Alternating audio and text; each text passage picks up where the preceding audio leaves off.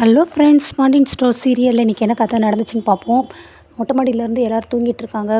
கதிரோட அண்ணன் சரவணன், அவங்களுடைய மாமா எல்லாருமே தூங்கிட்டு இருக்காங்க. செந்தில் எல்லாருமே. ஆனால் அவங்க அப்பா வராரு. வந்து கதிரை வந்து பார்க்குறாரு. இப்படி அடிபட்டிருக்கே, இப்படிலாம் கஷ்டப்படுறானேன்னு சொல்லி அவங்க அப்பா பார்த்து ரொம்ப ஃபீல் ஆகுறாரு. ஆனால் கதிர் டக்குன்னு எந்திரிச்சிட்டு அப்பா அப்பா அப்படிங்கிறாங்க. பக்கத்தில் இருக்க செந்தில் எந்திரிச்சிட்டு, என்னடா கதிர், என்னாச்சு அப்படிங்கிறாங்க. இல்லைண்ணே, அப்பா அப்பா அப்பா பாவனே அப்படின்னு சொல்லி புலம்புறாரு. சரி, ஒன்றும் இல்லை, படு அப்படிங்கிறாங்க. இல்லைண்ணே, அப்பா பாவம், அப்பா ரொம்ப கஷ்டப்படுறாரு அப்படிங்கிறாங்க. சரிடா, எல்லாம் சரியாக சீக்கிரத்தில் நீ படு அப்படிங்கிறாங்க. சரின்னு திருப்பி படத்துக்கு தூங்கிறாங்க.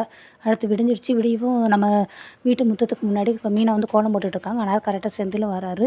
என்ன என்ன வீட்டுக்காரம்மா, என்ன காலையில் எழுந்திரிச்சாச்சா, கோலம்லாம் போடுறாப்புல இருக்குது அப்படிங்கிறாங்க. ஆமாம் புருஷா, கோலம் போட்டுட்ருக்கேன். நீ என்ன இன்னைக்கு இவ்வளோ சீக்கிரம் எழுந்திரிச்சிட்டிங்க அப்படிங்கிறாங்க. ஆமாம் அப்படிங்கிறாங்க. சார் குளிச்சாச்சு போலுக்கு அப்படின்னு மீனா கேட்குறாங்க. ஆமாம், குளிச்சலாம் முடிச்சிட்டே இல்லைன்னு. அப்போ நேற்று நைட்டில் நல்லா தூங்கிட்டீங்களோ அப்படிங்கிறாங்க. நல்லா செம்மையாக தூங்க நல்லா இருந்துச்சு, காற்று சிலுன்னு வந்துச்சு அப்படின்னு செந்தில் சொல்கிறாங்க. நீ என்ன நல்லா தூங்குனியா அப்படின்னு. நான் சந்தோஷமாக ரொம்ப சூப்பராக தூங்குனேன். நல்ல பெரிய கட்டில் நான் மட்டும் தனியாக நல்லா படுத்து சுகமாக தூங்குனேனே. அப்போ நீ என்னை மிஸ் பண்ணவே இல்லையே அடி அப்படின்னு. நான் எதுக்கு ஒன்று மிஸ் பண்ண போகிறேன், நீ என்ன பேசுன நேற்று, இரு அப்படின்னு சொல்லி துண்டை பிடிக்கிறாங்க. ஏய் காலங்காத்தில் என்ன யாராவது பார்த்துட போகிறாங்கண்ணே, என்ன யார் பார்க்குறதுக்கு என்ன இருக்கீங்க அப்படின்னு மீனா கேட்குறாங்க. இல்லை, நீ என்னை ரொமான்ஸ் பண்ண தானே போகிறேன்னே. யார் சொன்னா உன்னை இப்போ நான் அடிக்க தான் போகிறேன், அடிக்கிறது பார்த்தா என்ன பார்க்கலட்டேன், என்ன தான் அடிக்க போறியா, அடிப்பாவி, நான் ரொமான்ஸ் பண்ண போகிறேன்னு நினச்சா. ஆமாம், நேற்று நைட்டு நீ மொட்டை மாடிச்சு என்ன பேசுன அப்படின்னு கேட்குறாங்க. மொட்டை மாடியிலே நேற்று நாங்கள் நிறைய பேசணும், நீ எதை பற்றி கேட்குறேன்னு. என்னை பற்றி நீ என்ன பேசுனேன்னு.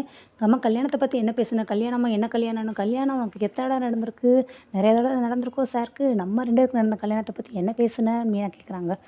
நம்ம கல்யாணத்தை பற்றி நான் என்ன சொன்னேன் அப்படின்னு யோசிச்சுட்டே இருக்கும்போது, உனக்கு கல்யாணத்துக்கு அப்புறம் தான் உன்னுடைய கஷ்டம் எல்லாமே நிறைய உருவாயிருக்கு, உன் சந்தோஷம் எல்லாம் போயிடுச்சின்னு சொல்லி பேசினேனே. ஓ அதுவா, அது நான் சும்மா ஒரு விளையாட்டுக்கு ஒரு ஃபன்னுக்காக ஒரு ஃப்ளோவில் சொன்னேனே. ஓ ஃப்ளோவில் சொன்னியோ அப்படின்னு சொல்லி சட்டையை பிடிச்சி நல்லா ஆட்டுறாங்க, மண்டையில் கொட்டுறாங்க. கரெக்டாக நேரம் சரவணன் வந்துடுறாங்க. வா சரவணா, வாடா அப்படிங்கிறாங்க. வாங்க மாமா அப்படின்னு. இதுக்காக தான்டா சொன்னேன், நீ நல்லா கிரேட் எஸ்கேப்பு அப்படின்னு சொல்லி செந்தில் சொன்னாங்க. ஓ பார்த்தியா, சொல்கிறீல கல்யாணம் ஆச்சுன்னா கஷ்டம் வருங்கிறீல அப்படிங்கிறாங்க. ஆனால் சரவணன் வந்து அந்த இடத்த விட்டு காலி பண்ணிடுறாரு. சரி இரு, உன்னை வச்சுக்கிறேன் அப்படின்ட்டு உள்ளே போயிடுறாங்க. உள்ளே போனால் எல்லோரும் உட்காந்து பேப்பர் படிச்சுட்டு இருக்காங்க. ஆனால் அவங்க அப்பாவும் இருக்கார். ஸோ அவங்க அப்பாவுக்கு வந்து ஃபோன் வருது. ஃபோன் அட்டன் பண்ணுறாங்க. அட்டன் பண்ணிவிட்டு, அப்படியா பேப்பர்லையா சரவணாக்கா அப்படின்னு சொல்லி சொல்கிறாங்க. சரின்னு பேப்பரை ஃபோன் பேசிட்டு வச்சிடுறாரு. பேப்பரை பார்க்குறாரு. என்னங்க என்னாச்சு அப்படின்னு கோமதி கேட்குறாங்க. வந்து டீ கொடுத்துட்ருக்காங்க. இல்லை, சரவணாக்கு வந்து பொண்ணு வேணும்னு சொல்லி ஏதோ பேப்பரில் விளம்பரம் வந்திருக்கதா பொண்ணு வீட்டுக்காரங்க பேசுகிறாங்களே அப்படின்ட்டு பேப்பரில் எடுத்து பார்க்குறாரு. சரவணாக்காப்பா பொண்ணு வேணும்னு போட்டிருக்கீங்களாப்பா, எப்பப்பா போட்டிங்க நீங்கள் அப்படின்னு அவங்க தங்கச்சியும் கேட்குறாங்க. அதெல்லாம் பார்க்குறாங்க. ஆமாம், அந்த போட்டிருக்கு, இதே இடம் போட்டா அப்படிங்கிறாங்க. பக்கத்தில் செந்திலும் அவங்களுடைய மாமா இருக்காங்க. நான் தான் போட்டேன் மாமா அப்படின்னு சொல்லி அப்படி இப்படின்னு மழுப்புறாரு. அவர் மாமா வந்து ஐயோ போச்சு, திட்ட போகிறாங்க உங்கள் அப்பா அப்படிங்கிறாங்க. அவர் பார்த்துட்டு, டேய் பரவாயில்லடைய, வாழ்க்கையிலே உருப்படியான காரியம் ஒன்று பண்ணியிருக்கீங்கன்னு அது இது தாண்டா பண்ணியிருக்கீங்க நீங்கள். அப்படியே மாமா, உங்களுக்கு சந்தோஷமா, ஹாப்பியா அப்படின்னு சொல்லி செந்திலும் சேர்ந்து தான் போட்டோன்னு சொல்லி செந்திலையும் உள்ளே இழுத்து விட்டுறாரு. இது சரி இப்போ தான் உருப்படியான காரியம் பண்ணியிருக்கீங்க. ஆமாம் மாமா, தரகர் மூலமாக நம்ம தேடி பார்த்துக்கிட்டே இருந்தாலும் இப்போதைக்குள்ள வராத மாதிரி இருக்குது, அதனால நம்ம இந்த மாதிரி பேப்பர்லேயும் போடுவோம், பேப்பரில் பார்த்து நிறைய பேர் கால் பண்ணி கேட்பாங்கல்ல அப்படிங்கிறாங்க. ஆமாம் கேட்பாங்க, சரி படிக்கிறேன் கேளு அப்படின்னு சொல்லி அவங்க பாண்டியன் படிக்கிறாரு. என்ன இருக்குன்னா, நியாயமான, நம்பிக்கையான, நேர்மையான, உண்மையான மணமகன் இருக்கிறார், 27 வயது உள்ளவர், நல்ல சம்பளத்தில் இருக்காங்க, அதே போல் பொண்ணு பொறுமையாக இருக்கணும் அப்படி இப்படின்னு சொல்லி போட்டிருக்குங்கன்னு பொண்ணி வாசிக்கிறாங்க. டேய் என்னடா இது, யார்கிட்ட இப்படிலாம் எழுதுனா அப்படிங்கிறாங்க. நானும் செந்தில் தான் இதெல்லாம் எழுதணும்னே. நல்லா எழுதுனீங்க போங்கடா அப்படின்ட்டு அதுக்கடுத்து அவர், நான் பொண்ணு வீட்டுக்காரங்களுக்கு நான் ஃபோன் போட்டு பேசிக்கிறேன் அப்படின்ட்டு அவர் போயிடுறாரு. அப்போ கோமதி சொல்கிறாங்க, டேய் அப்படியே நல்ல நீளமான முடி இருக்குன்னு சொல்லி போட்டிருக்கலாம்லன்னே. ஏன் அதுக்கு என்ன இப்போ அப்படிங்கிறாங்க. அதையும் சேர்த்து போட்டிருக்கவா அப்படின்னு கேட்குறாங்க அவங்க. போட்டிருக்கலாம்லடா அப்படின்னு மீனாக்கு சொல்கிறாங்க. பரவாயில்லையே, உங்கள் அப்பா பாராட்டுற அளவுக்கு ஒரு காரியம்லாம் செஞ்சுருக்கீங்கன்னு. பரவாயில்ல அப்படின்ட்டு அவர் ஹஸ்பண்ட் செந்தில் பாராட்டுறாரு. ஏன் நீளமான முடின்னு சொல்லியிருக்கீங்களே, அப்போ எனக்கு முடி நீளமாக இருக்கா, அப்போ நான் அழகா இல்லையா? ராஜிக்கு என்ன நீளமான முடி இருக்கா, அப்போ அவள் அழகழகையா, எதுக்கு இப்படி சொன்னீங்கன்னு. அது வந்து அப்படிங்கிறாங்க. அடுத்து அவங்க தங்கச்சி அரசி சொல்கிறாங்க.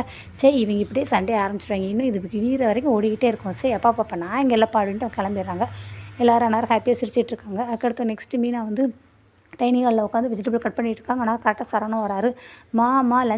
லஞ்ச் பாக்ஸ் அப்படிங்கிறாங்க. இந்த வரேன்டா, அதான்ட்டு எடுத்துகிட்டு வரேன்ட்டுன்னு கொடுத்துட்றாங்க. நான் உங்ககிட்ட ஒன்று பேசணுமா அப்படிங்கிறாங்க.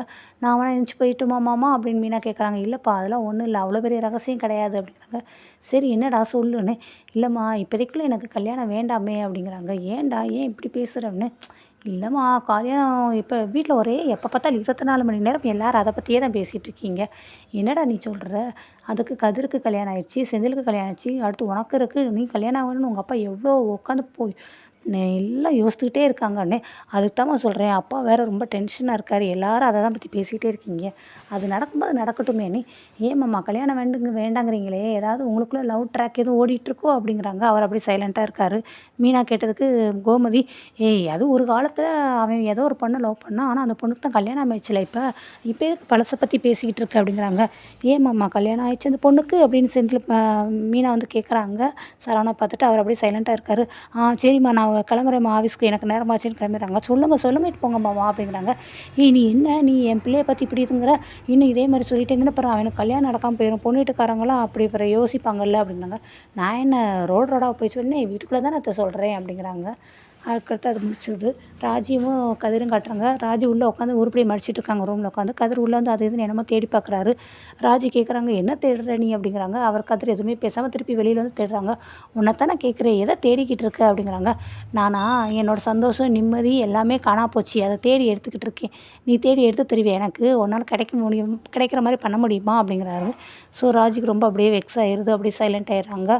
என்னால் தான் உனக்கு இவ்வளோ கஷ்டம் இல்லை அப்படிங்கிறாங்க. ஓ உனக்கு அது இப்போ தான் தெரியுதா அப்படிங்கிறாரு அவர். சரி இப்போ உனக்கு அடிபட்ட காயம்லாம் ஆறிடுச்சா, இப்போ எப்படி இருக்கு அப்படின்னு.